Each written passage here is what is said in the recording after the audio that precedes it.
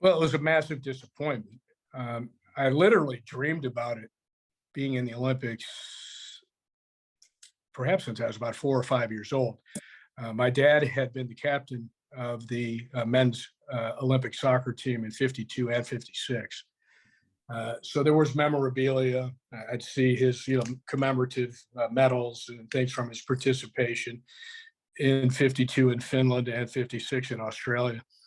And so it's something I had really, literally dreamt of, since I was pretty small, and had worked, really dedicated myself in terms of improving myself as an athlete, as a person, as a player, and so forth, to try to get to an Olympics. And so we did have to go through a qualification process. And we beat Costa Rica. It sets us up to qualify for Moscow. We're on our way, right? So in the meantime, politically, politics interfered with everything, and there were rumors, and the Soviet Union had invaded Afghanistan, and there was talk about this and talk about that. Well, we're all busy playing with our club teams. I was playing with San Diego at the time in the North American Soccer League, and so you're kind of busy making sure you keep your spot in the team. I was starting for San Diego, and you're training every day, and it's not like you have the internet, or you're not like necessarily on the phone every day with everybody. So you're just, you hear things here and there, but I don't know the exact timing of it, but it was pretty close. I want to say it was within about 5 or 6 weeks of when we would actually be embarking for Moscow, that the decision was made. We had already received all of our gear, including things like the cowboy hats and the cameras and the hair dryers and the whole uniform that you would wear in the opening parade of the Olympics. So, I mean, we were set to go when Jimmy Carter, our president at the time, determined that the U.S. would boycott the Moscow Olympics. So the next question we have for you is, we see like we saw a similar thing, like on a smaller scale, but with Qatar, with the World Cup this year, with their ideologies and politics, and going against what a lot of the participating nations believed in, but all the teams invited still chose to attend despite that.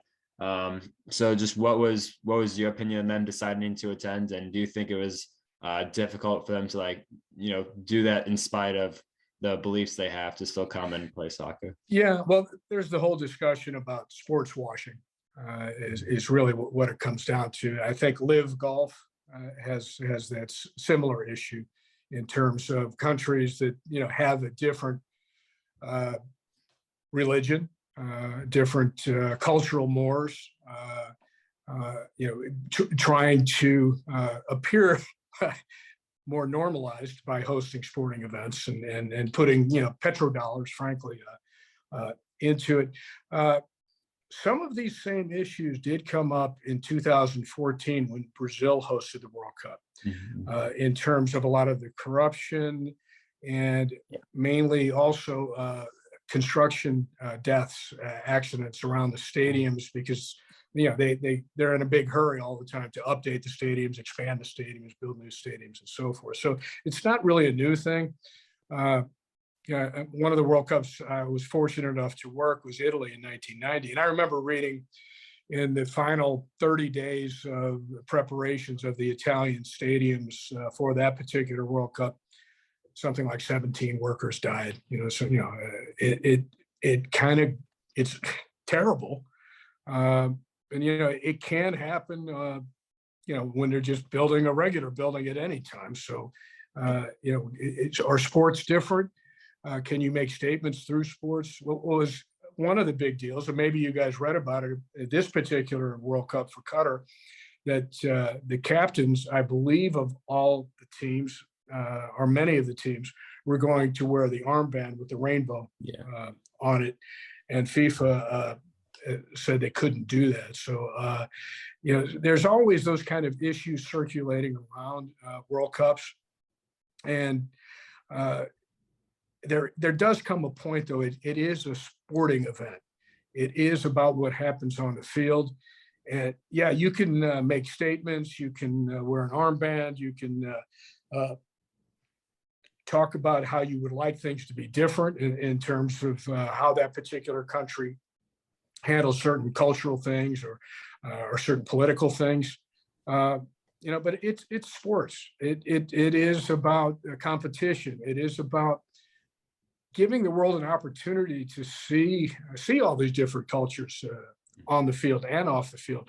One of the cool things about being at World Cups is the intermingling of the cultures and of the fans and of all the colors and all the music and all the all the sounds, flags and everything else. It overall you could make the argument it does a lot more good than it does harm.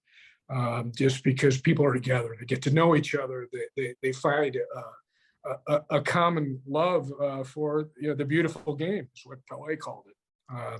So yeah, it's not a perfect world. Things can always be done better. You can try and take corruption out of it. You can try to take,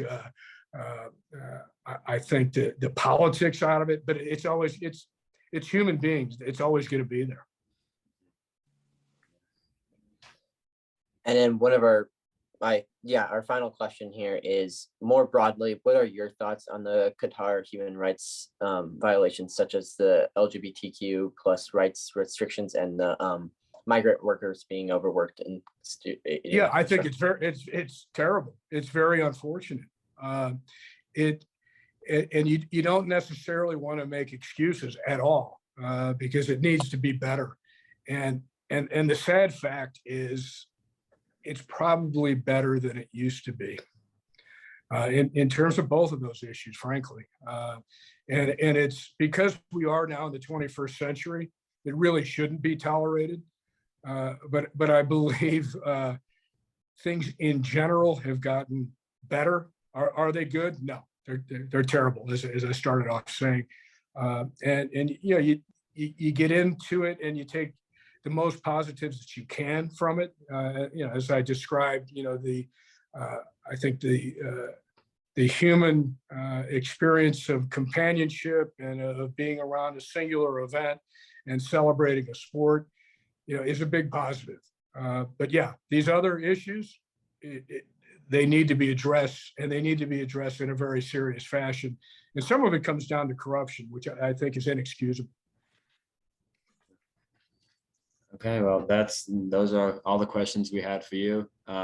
Just thank you again for spending your time answering questions for us and just giving us your unique and very experienced perspective on World Cups and just all soccer in general. So very good. Thank you. All right, Matthew.